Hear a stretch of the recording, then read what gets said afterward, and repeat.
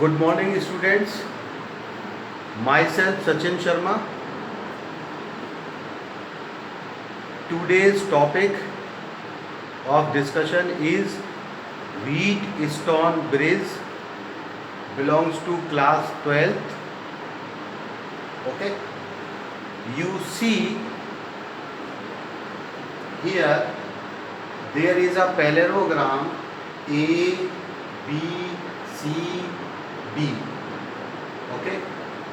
Having R1, R2, R3, R4 registers connected in the corresponding arms as shown in the figure.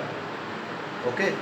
There is also a galvanometer and a cell which are connected in the corresponding BD and AC arms. Okay. So this is the construction of Wheatstone Bridge. Okay. Based on the construction, we can define what is a Wheatstone Bridge. Okay. In simple words, Wheatstone Bridge basically is the arrangement of 4 registers in the parallelogram arms. Okay. AB and AD. BC, AB and AD are known as adjacent arms. In the same manner, CB and CD are known as adjacent arms. Okay, arms BD and AC, in which galvanometer and cell are connected, is known as conjugate arms.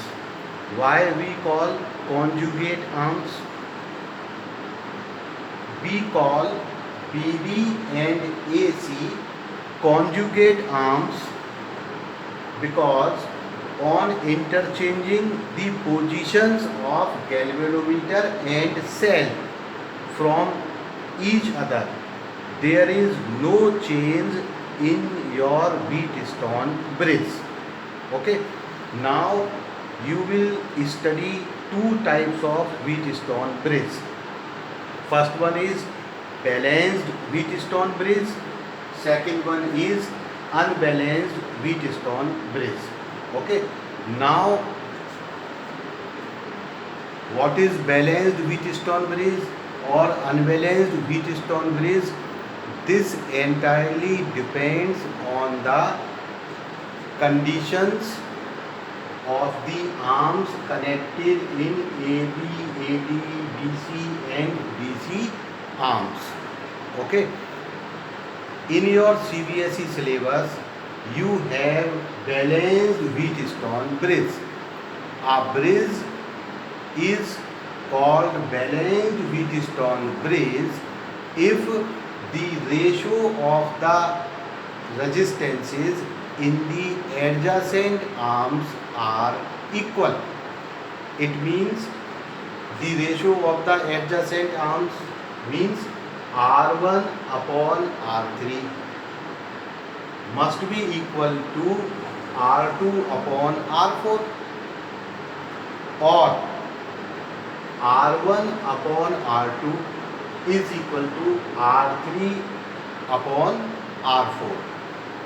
Okay. In short, we can say if the product of the resistors in the opposite arms are equal, in that case we say my Wheatstone Bridge is balanced. Okay. It means if R1 R4 is equal to R2 R3, my bridge is balanced. Okay. So what is balanced Wheatstone Bridge? The condition of balancing is that R1 R4 is equal to R2 R3. It means the product of resistors connected in the opposite arms must be equal. Products of the resistors connected in the opposite arms must be equal. It means R1 R4 must be equal to R2 R3. In that case, we can say my Wheatstone bridge is balanced. Basically, the aim of Wheatstone bridge is to calculate the value of unknown resistance in terms of other known values of resistances. Okay, you see, if you know R1, R2 and R3, you can calculate R4. If you know R4, R2, R3, you can calculate R1. If you know R1, R4, R2, you can calculate R3. If you know R1, R4 and R3, you can calculate R4.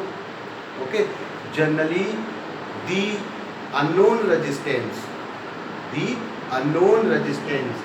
is attached across the DC arm.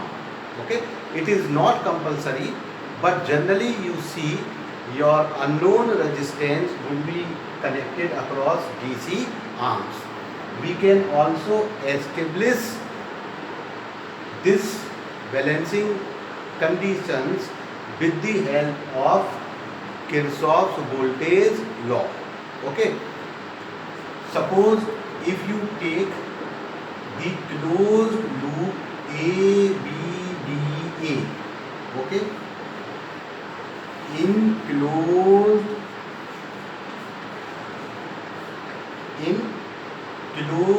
loop A to B, B to D, D to A, okay, if we use KVL, what you see?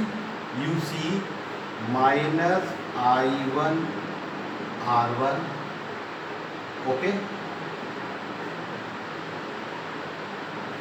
plus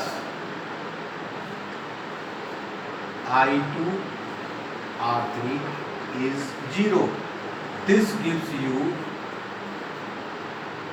I2 R3 is equal to I1 R1. Okay, this is your equation number first. This is your equation number first. Second, if you use the closed loop BCDB, if you take closed loop BCDB, you have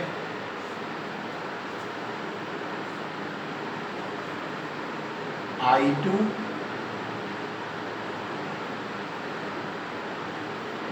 using this you will have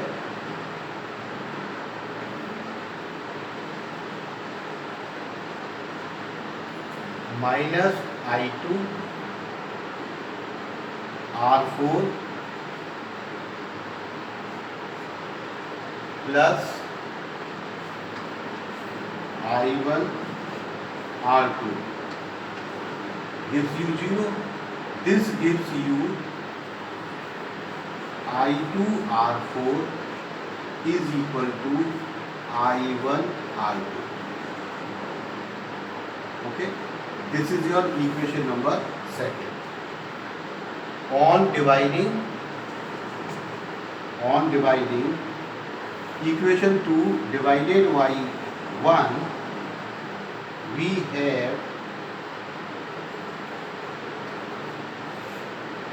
R4 upon R3 is equal to R2 upon R1. Okay, you can see this. Okay, on cross multiplication you have R1 R4 is equal to R2 R3. This is the balancing conditions of Wheatstone bridge. What will happen in the balancing case? When your bridge is balanced, what will happen? There would be no current in the BDR. It means galvanometer current Ig would be 0. There is no deflection in the galvanometer. Okay, so galvanometer is in null position. In that case, the potential of B and the potential of D would be equal. There would be no potential difference across the arm BD, so no current across the arm BD. Okay, if this condition, when R1 R4 is not equal to R2 R3, when R1 R4 is not equal to R2 R3, your Wheatstone bridge is called unbalanced Wheatstone bridge. In that case, galvanometer current would be not equal to 0. There would be some current in the galvanometer, so there would be some deflection in the galvanometer. Okay. Now two possibilities may arise. First, current may go from B to D. In that case, potential of B is greater than potential of D. Okay, current can go from D to B. This is the case when potential difference of D is greater than potential difference of B. Okay, so once again I am summarizing what we studied today. We studied today about the Wheatstone bridge. Okay, Wheatstone bridge is the arrangement of 4 resistors connected in the arms of a parallelogram to calculate the value of unknown resistance in terms of known values of resistances. Okay, we have two types of Wheatstone bridge: balanced Wheatstone bridge and unbalanced Wheatstone bridge. Balancing conditions is when the product of the resistances connected in the opposite arms must be equal. In that case, you do not have any current through the galvanometer. Okay, so potential difference across the galvanometer would be 0 if the condition, which is R1 R4 is not equal to R2 R3. When this condition is not satisfied, your bridge is called unbalanced bridge. This is not the study, this is not the part of our study. Okay, in the case of unbalancing, galvanometer current is not equal to 0. There would be a current in the galvanometer. If current is moving from B to D, it means potential of B is greater than potential of D.